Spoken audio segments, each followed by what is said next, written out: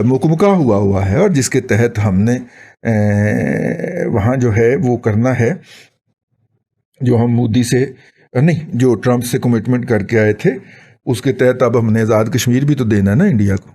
आजाद कभी कश्मीर जी, वो ये है कि चीन ने पाकिस्तान की 9 मछली एक्सपोर्ट, मछली और मछली की पैदावार, मुख्तलिफ प्रोडक्ट एक्सपोर्ट करने वाली कंपनियों पर पाबंदी लगा दी 15 है। 15 अच्छा, 15 कंपनी है 15 कंपनियों के ऊपर ड्यूटी लगा दी, पाबंदी लगा दी। क्यों लगाई?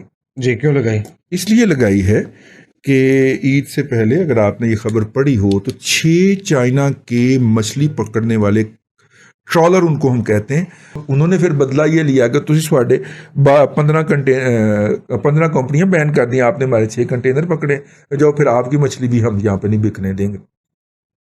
ये हुआ, खाल टगे टोकरी ही रहेगी। चीनी इसी तरह हमारी जो है वो ऐसी तैसी करते रहेंगे।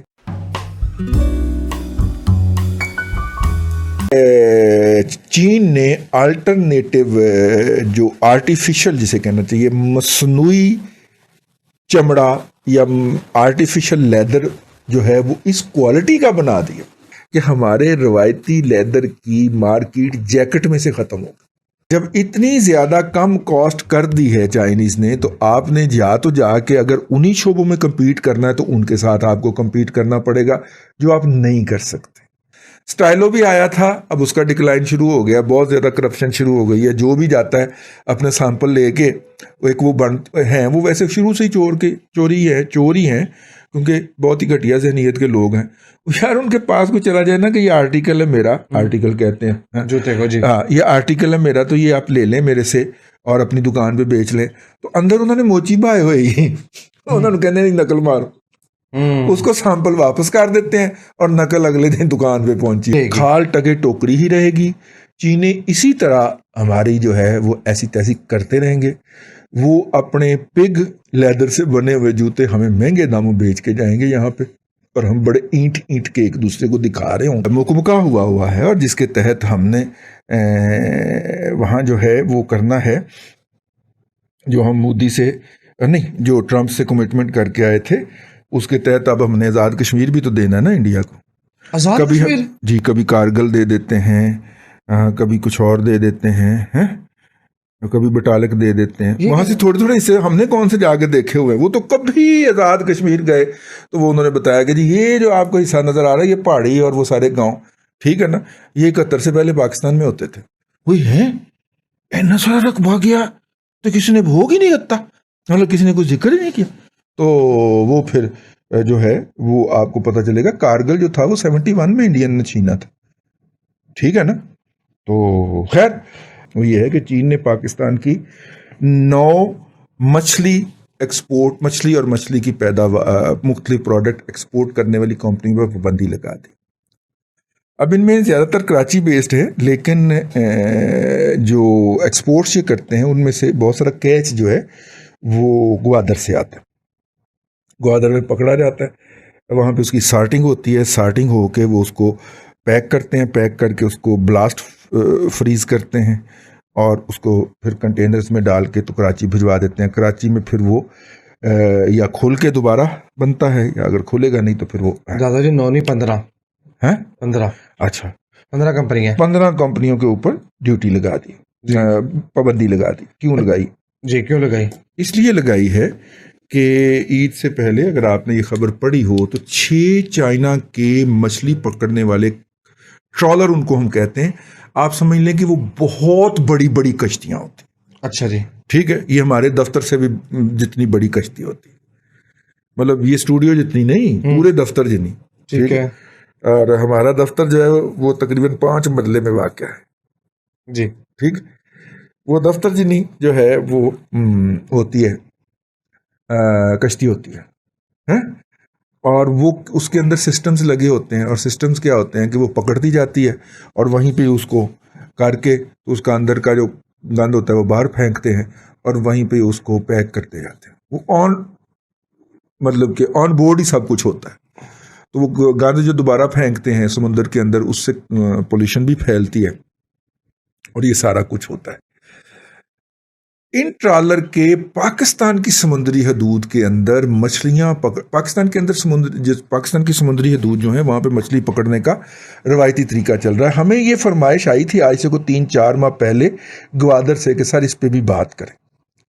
ठीक हो गया, तो मौका नहीं बन पाया और फिर वो चीज़ टॉपिक्स पीछे होते जाते हैं, तो वो टॉपिक्स हो गया। अब जब ये बात सामने आई तो हमने आपको बताई। ये जिन दिनों चाइना की तामीराती कंपनी के इंजीनियर्स की बस के ऊपर दासू में हमला हुआ, तो उससे अगले दिन एक खबर रिलीज़ करवाई गई कि चाइना की हुकूमत ने, बल्कि उनके सफ़ीर ने एक ख़त लिखा है कि जब हमने वो जो है ना वो नामकूल सा मिनिस्टर है, गालियाँ बकता है जो, और यार अली जैदी, एक अली जैदी है, हाँ एक अली मोहम्मद खान है। नहीं अली जैदी जी, ठीक है। अली मोहम्मद खान तो पहले दरूद पढ़ता है और फिर झूठ बोलता है, फिर झूठ बोलता है, ये गालियां बकता है सीधा सीधा। तो अली जैदी साहब जो हैं, मसूफ को एक ख़त लिखा और फ़ोन किया, नहीं उन्होंने ख़त लिखा है पाकिस्तान की वफाकी वज़ीर आज़म को कि जनाब हमने अली जैदी साहब से रब्ता करने की कोशिश की तो उन्होंने सफ़ीर साहब से बदतमीज़ी फरमाई। अच्छा, वो बदतमीज़ी फरमाने की वजह क्या थी कि 6 कंटेनर इनके चाइना के घूम रहे थे पाकिस्तान की समुद्री हदूद के अंदर और मछलियां पकड़ रहे थे। अब इन कंटेनर के समुद्र में रहने की एक टाइम लिमिट होती है, उसके बाद उन्हें खुश्की पे आना पड़ता है। वो पेट्रोल लेते हैं, वहाँ पे जो स्टाफ होता है उसका खाने पीने का सामान ख़रीदते हैं और सामान ख़रीद के वो मतलब कि और बहुत सारी चीज़ें होती हैं, अपनी जो प्रोडक्ट होती है या प्रोड्यूस होती है उसको खुश्की पे उतारते हैं, यूँ अपनी कश्ती का बोझ उतार के फिर समंदर में चले जाते हैं। तो वो इधर फिर रहे थे, तो उन्होंने अपने दोस्तों से या उनके जो हम मुल्क हैं या उनके जो हम वतन हैं उनको फ़ोन किया कि भैन तुहाडे कोल ही गए हैं, चक्कर ना ला जी। उन दोस्तों ने कहा कि पहले हमें पूछ लेने दें। तो उन्होंने मुकामी तौर पे जो हुकाम हैं वहाँ पे पोर्ट कासम अथॉरिटी के नहीं पोर्ट कासम नहीं, ये ग्वादर पोर्ट अथॉरिटी के जो हेड हैं जमालदीनी साहब के की ना है उन्होंने नेवी से हैं, नहीं वो लोच है, ठीक है, उनको जाके राब्ता शाब्ता किया। उन्होंने कहा जी कोई मसला नहीं, मेहमान है आए। जैसे ही वो पाकिस्तान के ग्वादर में आके तो पार्क होते हैं तो उसके ऊपर जो है वो वफाकी जो वजारत है जहाज रानी की, वो कहते हैं कि भाई तुझे तो साढ़े समुद्री हदूद दे विच फिर रहे, खिलाफवर्जी की आपने बगैर इजाज़त के फिर रहे थे। उन्होंने आगे से फिर जो एनओसीज निकाल के दिखाए, वो एनओसीज जो थे वो पाकिस्तान के अफसरान ने अपने नाम पे जारी करवा के उनको बेचे हुए थे। सही है, ठीक है, समझ लग गई ना? जी। पाकिस्तान के अंदर कुछ अफसरान ने वो एनओसी जारी करवा के या लाइसेंस जारी करवा के उनको बेचे हुए थे। अफसरान कोऑर्डिनेट ही प्रॉपर कर लें। तो अब जब उन्होंने फिर अली जैदी साहब को, हालांकि असूली तौर पे चीनियों को चाहिए था कि वो उन अफसरान की गर्दन मापते जाके, उन्होंने कहा जी ये हमारे पास लाइसेंस है। अब अली जैदी साहब की औकात तो नहीं है, ना उनकी बसात है, ना उनकी कैपेसिटी है कि वो उन अफसरान का जो है वो सामना कर सकें। उन्होंने जो था वो कहा कि ईद के बाद देखेंगे। तो इसके ऊपर जो है वो चाइना पायन जो थे उन्होंने फिर प्राइम मिनिस्टर को सीधा सीधा खत लिख दी। वहाँ पे आके कोरिया के आते हैं ज़्यादातर, ये जो मछली खाने वाले ममालिक हैं ना, चीनी आते हैं और इंडियन को तो पकड़ लेते हैं जी, थाई शाइनी आते लेकिन नहीं, वो उनकी आबादी कम है।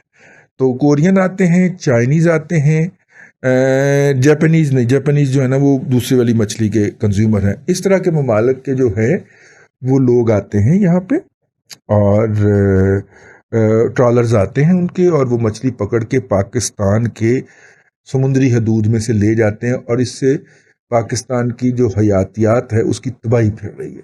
ठीक है, ज़ीरो का, हालांकि मछली पकड़ने भी कभी कुछ एटिकेट्स होते हैं और मतलब कि इतने वाला जाल लगाना है आपने, या इतने वाला लगाना है, या इतने वाला, ये ज़ीरो वाला जाल लगाते हैं, उसमें इन्नी मच्छी फंस जाती है, नतीजा तो मर जाती है। और नतीजा के तौर पे जब उस फेंक देना होता है उन्होंने, वो जाल बाहर निकलता है, उसमें से बड़ी मछलियां चुन लेते हैं, बाकी फेंकते हैं, लेकिन वो मर चुकी होती हैं।